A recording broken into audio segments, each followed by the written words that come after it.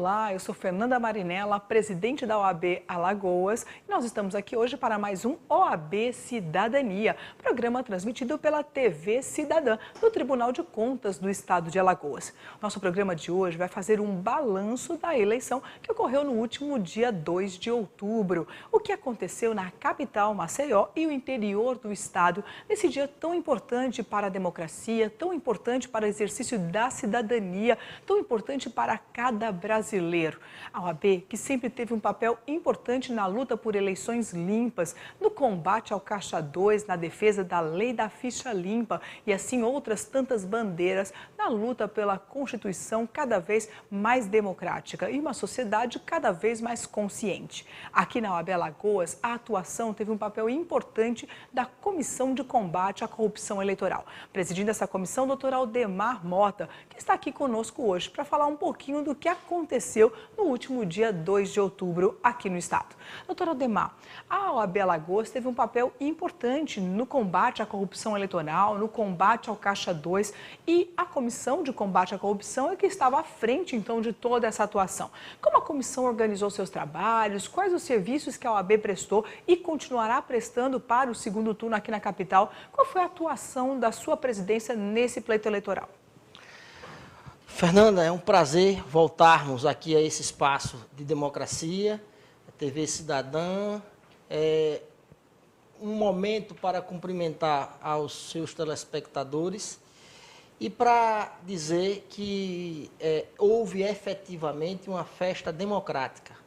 E era essa a nossa preocupação, de que no estado de Alagoas, incidentes relacionados a fraudes eleitorais, a crimes eleitorais, a questão da violência eleitoral não pudesse macular esse projeto, até então, de festa democrática, que é fundamental para que a população, para que os eleitores, em exercício de cidadania, se integrem a essa mãos dadas de fortalecimento contínuo e permanente da democracia.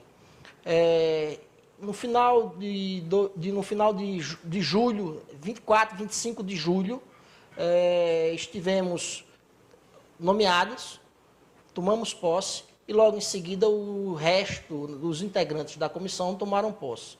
De lá para cá, foi um contínuo fiscalizar e chamar a população para a importância da conscientização do voto limpo, do voto isento de fraude, o voto isento de mercância, e de que não haveria motivo para se ter medo de votar porque A ou B, que tenha força política, que tenha poder, que tenha, digamos assim, que fosse abastado econômica e financeiramente, pudesse interferir nesse projeto de voto limpo. É dizer que voto não tem preço, tem consequência, né, doutor Aldemar? Isso é muito importante. Então, escolher de forma responsável significa colocar nas mãos desse gestor escolhido o futuro da sua cidade, o futuro dos seus filhos. Então, a escolha responsável é fundamental. E a verdade, doutor Aldemar, é que nós tivemos uma eleição diferente dos anos anteriores. Uma eleição com um período eleitoral mais curto, uma eleição com doações de forma diferenciada. Como o senhor avalia tudo isso? Houve mudança durante o pleito? Deu para perceber? A sociedade sentiu essa mudança? O senhor acha que ela foi positiva ou negativa? Como o senhor enxerga essa mudança? Todos nós que nos envolvemos com o pleito eleitoral, Justiça Federal, Ministério Público, todas as forças policiais, tivemos a sensação, e nós advogados, tivemos a sensação clara de que esse foi um pleito de experiência. Essas regras, a diminuição, a rigidez na questão de financiamento de campanha, a impossibilidade de que esse financiamento fosse feito através de empresas, a questão da ficha limpa, tudo isso fez com que esse momento eleitoral fosse único. Efetivamente, a classe política chiou, reclamou, tentou mudar, mas a percepção do lado de cá é de que isso foi muito positivo. E aí, entre o estresse da classe política e a percepção da sociedade de que isso veio para beneficiar, ficamos emparelhados, ombreados com a percepção da sociedade de que foram positivas, sim, porque houve a necessidade de que o candidato se aproximasse mais de seu eleitor para, num tete-a-tete, tentar explicar quais seriam as suas propostas, quais seriam os seus programas de governo, sem ter necessariamente que despender quantias vultuosas, eventos cinematográficos, que muito mais embaralhava e ofuscava a questão da discussão efetiva do programa do que eventualmente vinha esclarecer. Doutor Aldemar, e é importante deixar claro que muitas vezes aqueles que financiavam a campanha eram as empresas contratadas posteriormente com uma contratação direta, sem licitação.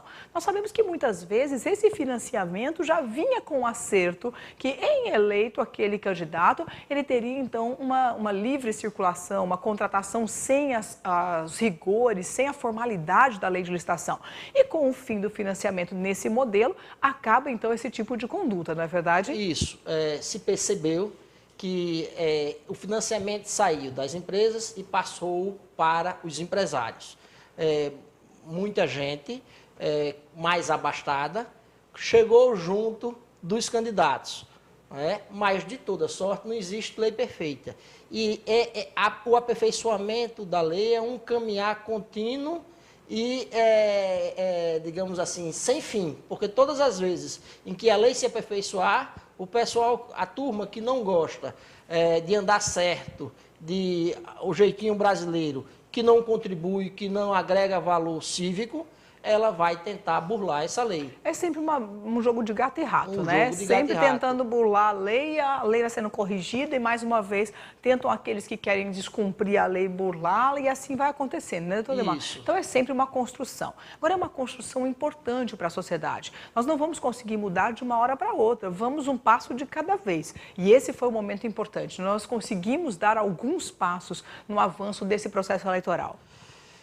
Marinela, um outro dado muito interessante é que o pessoal, os operadores do direito, que normalmente eles se envolvem nos pleitos eleitorais, perceberam a presença massiva da OAB, através de sua comissão de combate à corrupção eleitoral e através de sua comissão de defesa de prerrogativas. Por que a comissão de defesa de prerrogativas? Porque o primeiro combate que se dá nessa denúncia, nessa fiscalização do ilícito, do crime eleitoral, é feito pelos concorrentes, pelos candidatos que disputam o pleito. E isso é próprio do processo eleitoral, próprio da democracia. Então, quem é que está à frente dessas denúncias quando ela é feita por um determinado candidato, partido ou coligação? O advogado. O advogado. E se o advogado não tiver a plenitude do exercício de suas prerrogativas para exercitar a plenitude do exercício do direito de defesa dos seus clientes, você não consegue uma efetiva fiscalização. Então, e o pleito não é averiguado e julgado de forma eficaz, não é? Eficaz. E quando alguém é acusado, não é defendido na plenitude do seu direito constitucional. Isso. O que é que a gente conseguiu? Conseguimos um ofício, um despacho do TRE, porque estava havendo notícias de que juízes do interior estariam informando aos advogados que eles não poderiam acessar os locais de votação, as sessões, os termos eleitorais. E fizemos um ofício ao desembargador-presidente do TRE, doutor Sebastião Costa, instando a ele a oficiar a todas as zonas eleitorais do estado de Alagoas da necessidade do acesso amplo e restrito do advogado. Isso é muito importante. Mas, isso foi concedido. A comissão, ela atuou num regime de plantão, não foi? Desde que a comissão foi nomeada, utilizou-se de várias ferramentas para que a sociedade pudesse denunciar, não é verdade? E-mail, telefone, atendimento aqui na própria sede da OAB. Então, tudo isso aconteceu. Mas a sociedade deu sua contrapartida? Realmente denunciou? Qual é a sua avaliação no que diz respeito a essa participação? Afinal de contas, a gente já repetia desde o período anterior ao pleito pleito eleitoral de que esse era o momento de transparência. Esse era o momento que a sociedade precisava participar e denunciar. O senhor acha que isso aconteceu? Começamos a estimular a sociedade nessa participação? Teve avanço? Eu acho que sim. Muito mais poderia ter sido feito, não é? Porque, se você perceber, o Conselho Federal da OAB, logo antes das eleições, fez um relatório da quantidade de denúncias que recebeu em todo o Brasil. E, salvo engano, foi algo em torno de 450 denúncias. Ou seja, para o tamanho do Brasil, é muito pouco. Muito pouco, não é?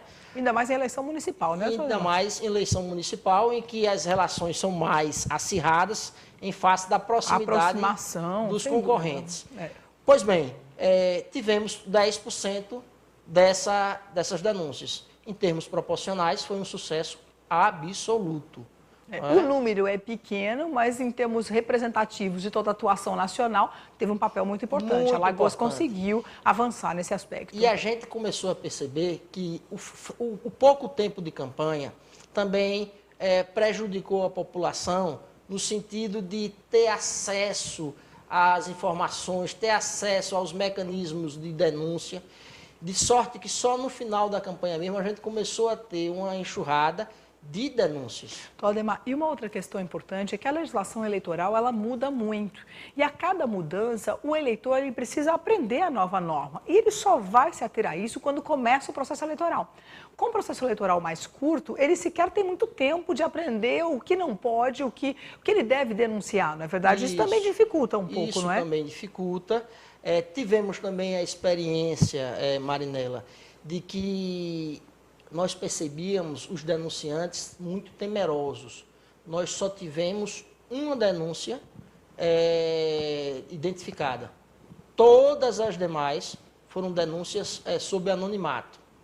As pessoas se identificavam para a gente, mas diziam claramente que não queria ser identificada para a autoridade policial ou ministerial. E essa regra foi respeitada, esse pedido foi respeitado. Absolutamente respeitado. A outra ação muito importante da OAB foi porque nós conseguimos alertar, chamar a atenção do Poder Judiciário, do Ministério Público, das autoridades policiais, para alguns casos específicos onde a violência é histórica em processo eleitoral, onde existe, vou utilizar um termo que já é clássico, os coronéis de plantão, os donos do poder, não é? E nós fizemos clara referência à possibilidade de que, ao final e ao cabo do período eleitoral, Alagoas pudesse ter uma triste constatação de que teria havido um evento morte no processo eleitoral. E as autoridades todas e todas as pessoas envolvidas não poderia permitir sequer imaginar isso. E conseguimos fazer com que esses locais que eram críticos fossem vistos com lupa, fosse feita uma estratégia de atuação policial massiva e repressiva, o que fez com que, no dia do pleito em si, tudo transcorresse na mais perfeita ordem. Isso é muito importante, né, Isso é muito importante. Então, a atuação da Comissão de Combate à Corrupção Eleitoral passa por várias etapas. Primeiro, um regime de plantão recebendo denúncias de forma constante. 24 horas por dia. E através de vários canais, telefone, e-mail, o próprio atendimento na OAB, além do aplicativo do combate à Caixa 2. A comissão também acompanhou o lacre das urnas, que também é um papel importante. Afinal de contas, se tiver fraude, já começa por ali. Então, também foi feita essa atuação. Então, além disso, a conscientização quanto à importância do voto. E, mais uma vez, eu digo, voto não tem preço, tem consequência. Então, a Comissão de Combate à Corrupção foi às faculdades, foi à sociedade para conscientizar sobre as regras do dia da eleição, sobre qual é o papel de cada cidadão fiscal do pleito eleitoral e, assim, conscientizar da importância do exercício da cidadania nesse dia. Então, foram várias atuações e várias medidas tomadas. Mas, além disso, é importante a gente acompanhar qual é a visão do Tribunal Regional Eleitoral sobre esse dia de eleição. E para falar um pouquinho mais, Flávia Gomes de Barros vai nos contar qual é a visão do TRE sobre esse dia 2 de outubro.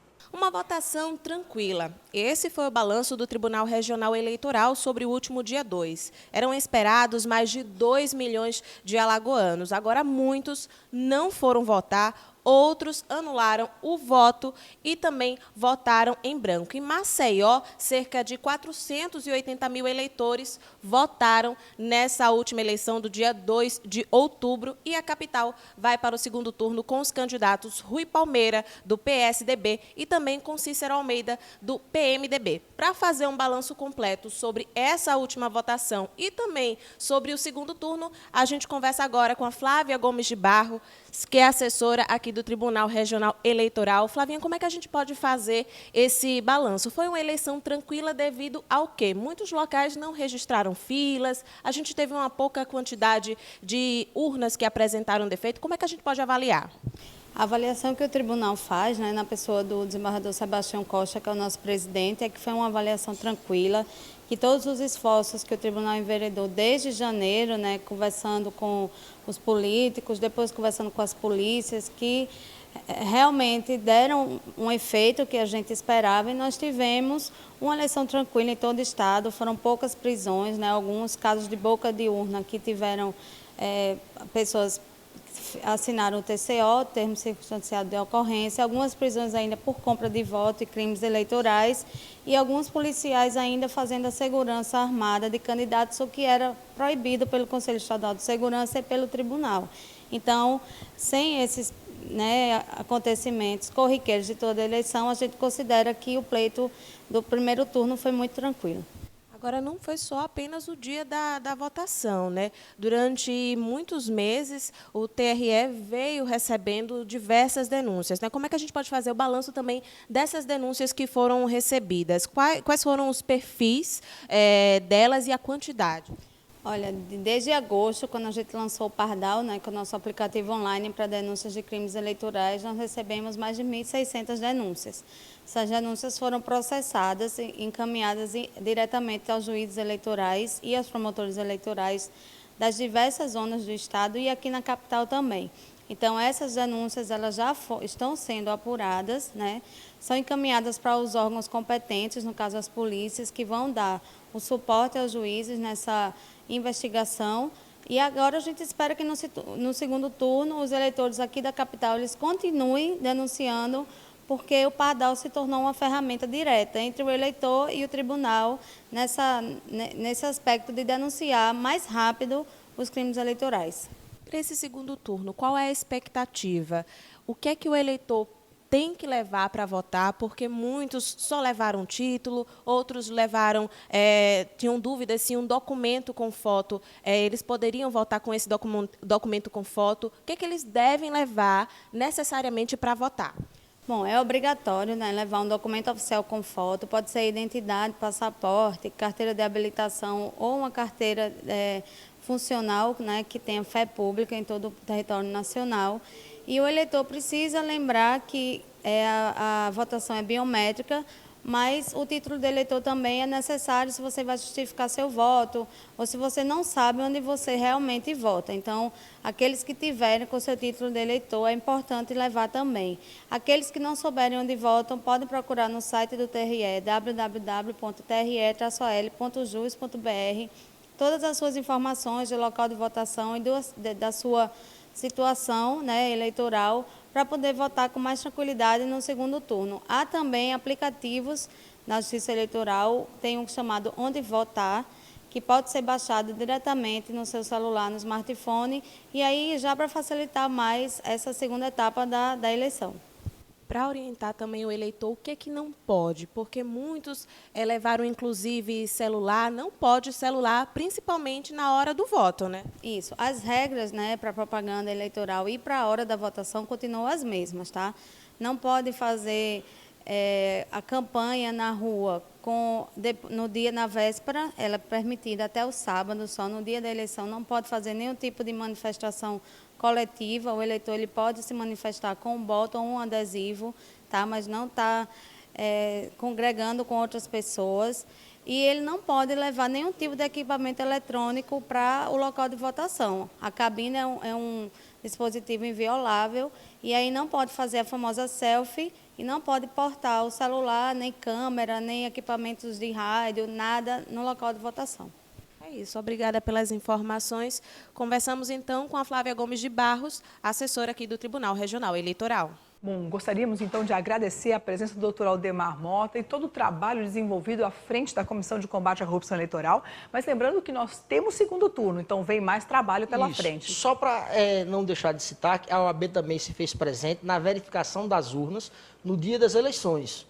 Muito bem, isso é importante, afinal de contas a 0ª é a comprovação de que tudo vai ser realmente legal. E fizemos um périplo pela imprensa de todo o estádio, rádio, televisão e jornal, no sentido de divulgar o trabalho da comissão da OAB em prol da sociedade, bem como da necessidade de conscientização da população acerca do voto.